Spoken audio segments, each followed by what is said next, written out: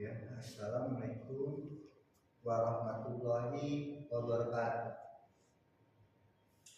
Perkenalkan, nama saya Hendy Gunawan, NIM 2892350147. Dari Prodi Manajemen, mata kuliah Pengantar Ekonomi Makro, yaitu perkenalkan nama saya Pak Hendra Permadi, STM. Ya. Hari ini saya akan membahas keseimbangan perekonomian terbuka. Kita lanjut dengan aliran pendapatan perekonomian terbuka. Dia diagram pengaturannya ya, yaitu dari aliran dana pendapatan faktor produksi ya, dari luar negeri ya, itu pemerintah, perusahaan, diagramnya ya. Kita lanjut ini ya. Nah, ini poin satunya dari diagram tadi, yaitu poin satu, perusahaan yang menggunakan faktor-faktor produksi dari rumah tangga tersebut akan mewujudkan aliran pendapatan ke sektor rumah tangga. Aliran pendapatan tersebut berupa gaji, upah, sewa, bunga, dan keuntungan dan sebagainya. Nah, ini kita lanjut ke poin 2, aliran dananya ya. Perusahaan membayar pajak kepada pemerintah. Pembayaran pajak ini mempengaruhi aliran pendapatan yang tadi, sebab aliran pendapatan yang mengalir pada rumah tangga telah berkurang oleh pajak keuntungan perusahaan. Nah, kita aliran poin ketiga, yaitu rumah tangga yang menerima pendapatan tersebut membayar pajak individu kepada pemerintah dan mendapat apa yang diterima setelah pajak tersebut mendapatkan disposable atau YD. Nah, ini aliran nomor 4, yaitu pendapatan disposable rumah tangga akan digunakan untuk membeli barang dan jasa yang diproduksikan di dalam negeri. Pengeluaran ini digolongkan sebagai pengeluaran konsumen ke atas barang-barang yang diproduksi di dalam negeri secara ringkas tersebut. Kelima, rumah tangga mengimpor barang-barang yang diproduksi oleh luar negeri. Jika mengeluarkan dari aliran 4 digabungkan dengan aliran 5, maka atau meliputi keseluruhan pembelanjaan rumah tangga tersebut. Aliran 6, sisa pendapatan yang tidak digunakan oleh rumah tangga akan ditabung ke dalam institusi keuangan atau badan keuangan seperti bank perdagangan, bank tabungan, dan sebagainya. Nah, inilah dalam perekonomian terbuka, pengeluaran agregat meliputi 5 jenis pengeluaran, yaitu poin pertama, pengeluaran konsumsi rumah tangga ke atas barang-barang yang dihasilkan ke dalam negeri atau CDN. Poin kedua, investasi perusahaan untuk menambah kapasitas sektor perumahan menghasilkan barang dan jasa. Poin ketiga, pengeluaran pemerintah ke atas barang dan jasa yang diperoleh ke dalam negeri. Ekspor. Poin keempat, ekspor, yaitu pembelian negara lain atas barang pembuatan perusahaan-perusahaan di dalam negeri. Poin terakhir, barang impor, yaitu barang yang dibeli dari luar negeri. Nah, ini rumusnya ya. Ini rumusnya AE dan CED plus I plus G plus X plus M. Ini rumus dari kemarin ya. Nah, ini keseimbangan perekonomian terbuka. Nah, ini rumusnya juga ada Y dengan C plus I plus G plus huruf X plus MY. Nah, ini contohnya diketahui C 500 ditambah 0,8Y yaitu pajak 20% dari PN investasi swasta bernilai 500, sedangkan pengeluaran pemerintah sebesar 1000 ekspor negara bernilai 800 dengan impor 10%. Maka fungsi konsumen sebagai fungsi dari Y yaitu C dengan 500 ditambah 0,8Y sama dengan 500 ditambah 0,8Y atau T yaitu sama dengan 500 ditambah 0,8Y sama dengan 0 diambil 0,25Y sama dengan 500 ditambah 0,6Y. Nah, ini pendapatan nasional pada keseimbangan. Y sama dengan C ditambah I ditambah G ditambah X diambil M. Ini sama dengan 500 ditambah 0,6Y ditambah 500 ditambah 1000 ditambah dalam kurungnya 800 diambil 0,01Y. Nah, ini hasilnya 0,5Y sama dengan 2800. Y-nya itu 5600. Nah, ini perubahan untuk mencapai keseimbangan kerja penuh untuk mencapai kesempatan kerja penuh tidak dapat ditentukan dengan menggunakan rumus multiplier. Oleh sebab itu, nilai pajak pada kesempatan kerja penuh perlu dihitung dengan memisahkan pajak yang diterima pada kesempatan kerja penuh adalah TO dan seterusnya atau penyelesaian persamaan keseimbangan pada PN dengan 6000 PN pada kesempatan kerja penuh. Nah, ini Y, C dengan 1 tambah G tambah X per N Y 5000 per 0,Y. Nah, ini rumusnya kayak tadi T 5000 tambah ini rumus dari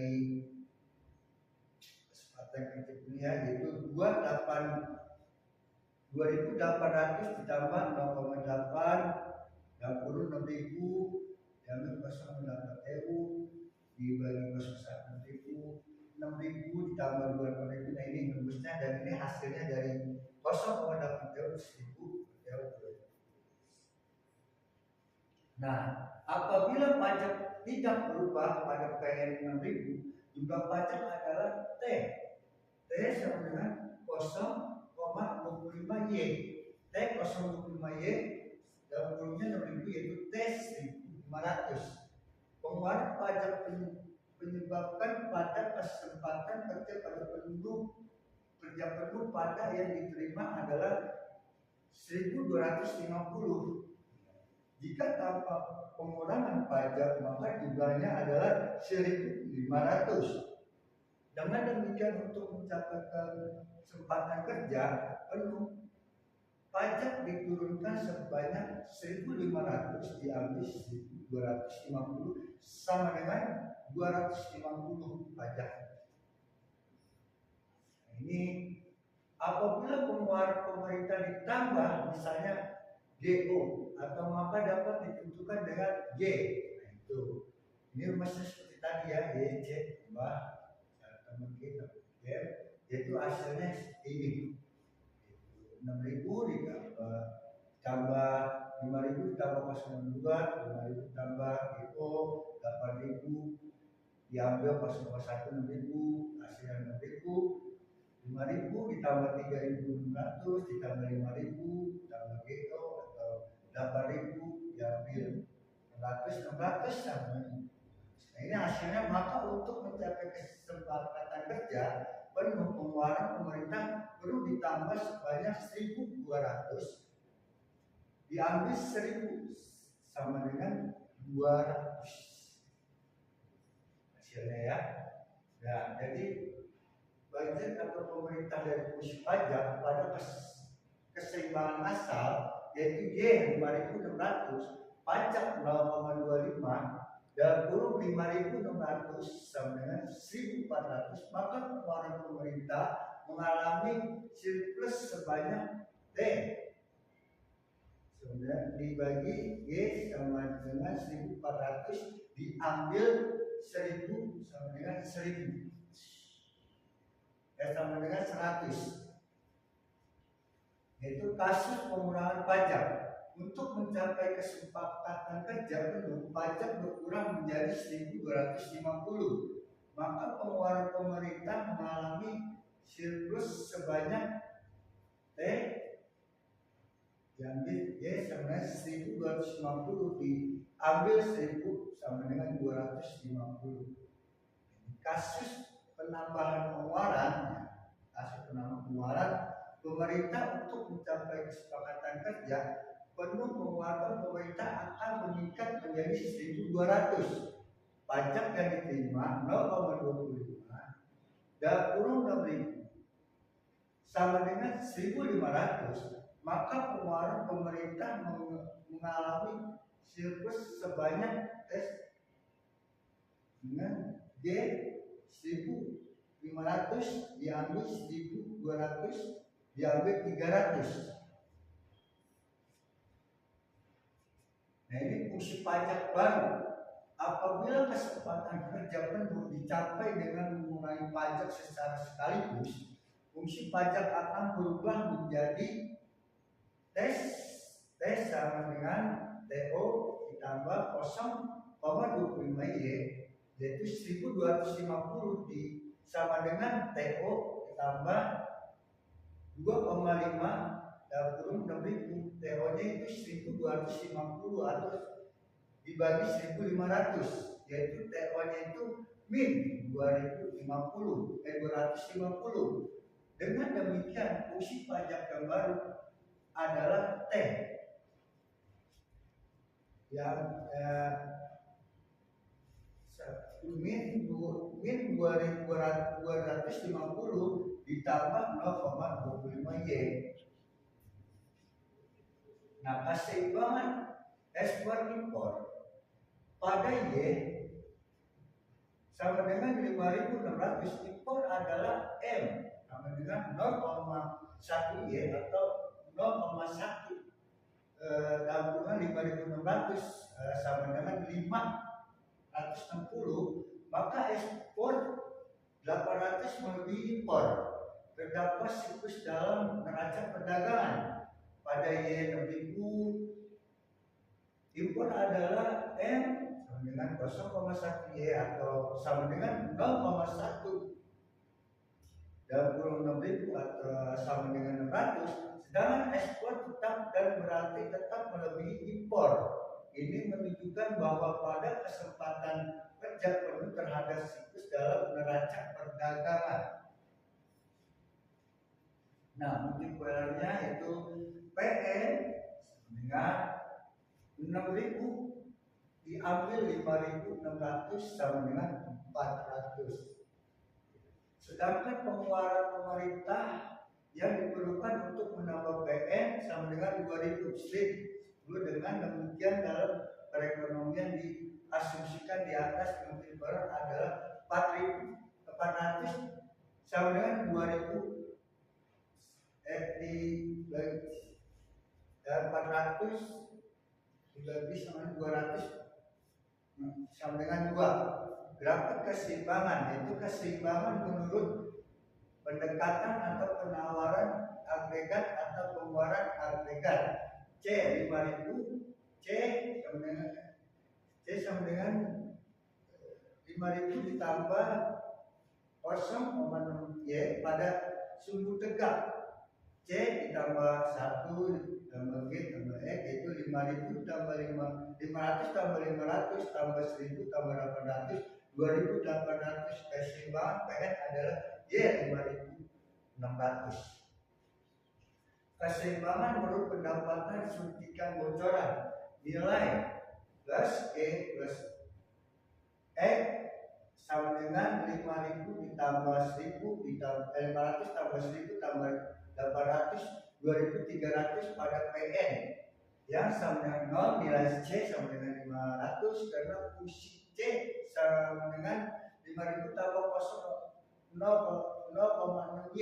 Sedangkan dalam perekonomian terbuka berlaku Y sama dengan C DN plus S plus N plus M, maka ST S plus T plus M sama dengan min 500. Keseimbangan PN adalah Y sama dengan 5.600. Nah ini jurnalnya ya, jadi jurnal dari rumus yang tadi, grafik yang tadi ya, ini rumusnya, keuntungannya. Ini dia perubahan keseimbangan.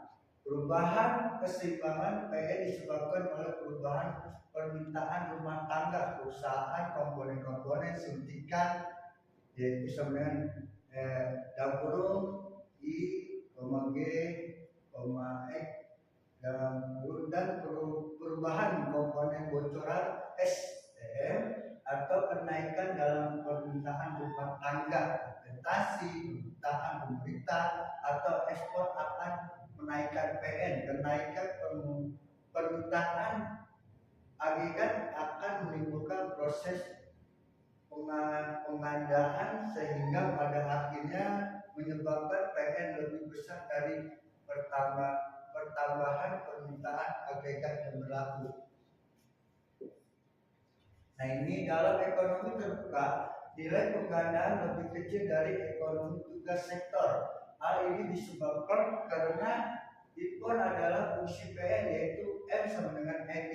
Nilai M menyebabkan tinggi bocoran, menyebabkan tingkat bocoran persentase dari pertambahan PN yang tidak dibelanjakan kembali dan menimbulkan proses pengadaan menjadi pertambangan besar.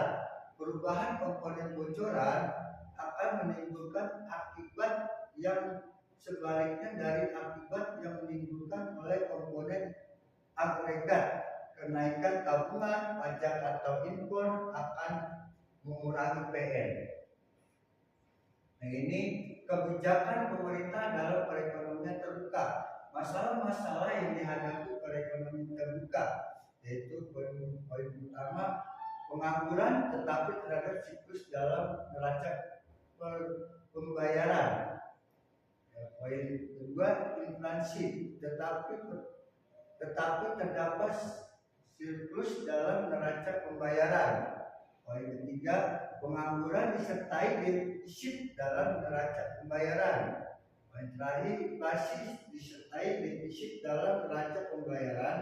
Neraca pembayaran adalah keadaan siklus yang perlu diatur hanyalah masalah pengangguran dan inflasi.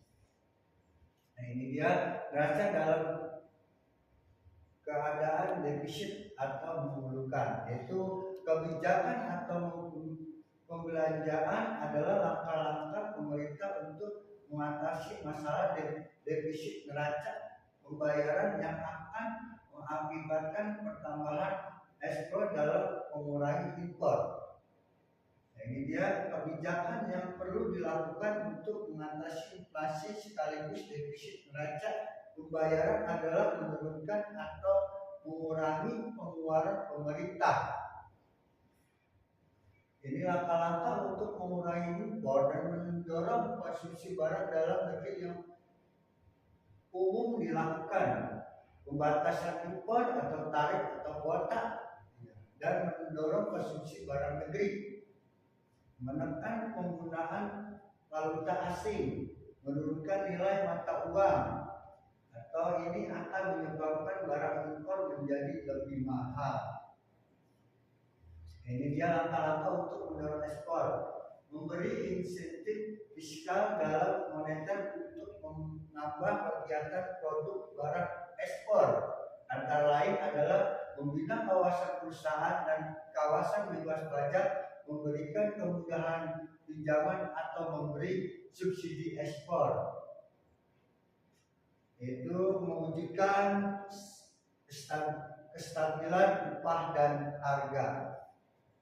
Ini untuk mengurangi pengeluaran pemerintah. Kebijakan moneter dengan menaikkan suku bunga dan menurunnya penawaran uang, suku bunga yang tinggi akan mengurangi investasi keadaan ini, selanjutnya akan mengurangi permintaan ADK. Kebijakan fiskal dengan mengurangi pengeluaran pemerintah dan menaikkan pajak pendapatan, meningkat pajak, mengurangi pendapatan yang dibelanjakan sehingga konsumsi rumah tangga turun. Nah, yaitu terima kasih. Ya, ini saja pembahasan dari saya dari PPT tadi. Ya, sebelumnya mohon maaf bila ada kesalahan. Wabillahi taufiq wal hidayah. Wassalamualaikum.